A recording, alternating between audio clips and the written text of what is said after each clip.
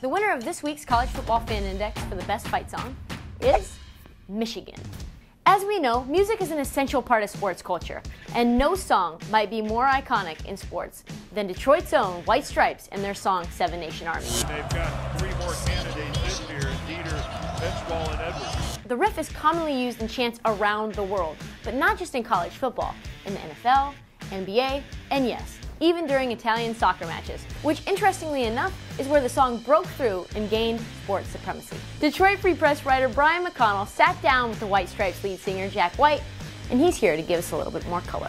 There's just something about Seven Nation Army that clicks in a sports context. It's these 7 simple notes with an epic feel. It's almost like a call to arms. There's a triumphant feeling that runs through it. And you hear that whether it's coming from Jack White's guitar or being chanted by 100,000 people in Michigan Stadium. Jack White himself has told me he's actually proud that the song is kind of out of his hands. I think if you asked a lot of sports fans around the world, they probably couldn't even necessarily tell you, oh, that's the White Stripes Seven Nation Army. But they know the riff, they know that chant, and Jack has said he's actually proud that it's almost become part of folk music in that sense.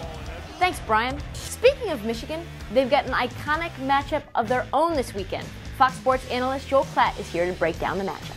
Michigan is peaking at the right time. You always want to be playing your best football when you need it most, and they certainly need it during this gauntlet. They played probably their best game of the year against Wisconsin. In fact, I think it was maybe in the top 2 or 3 performances by any team across the country all season long, what they did against Wisconsin. They were terrific, in particular on the defensive side. They're playing as good a football as they've played under Jim Harbaugh, period, and Michigan State's going to have their hands full. As far as Michigan State goes, they're having to overcome a lot of injuries. They proved that they could do that last week. They had 6 offensive starters that did not make the trip there to State College, and they were still able to get the win over Penn State. This one should be great. Michigan State always plays Michigan tough. This is a team that believes in themselves, and Michigan is here with the season basically on the line. I would still say, guys, that Michigan controls their own fate to get to the playoff, much less the division of the Big Ten, but get to the playoff. So the magnitude of this game might be as high as we've seen it in a long time. Thanks, Joel.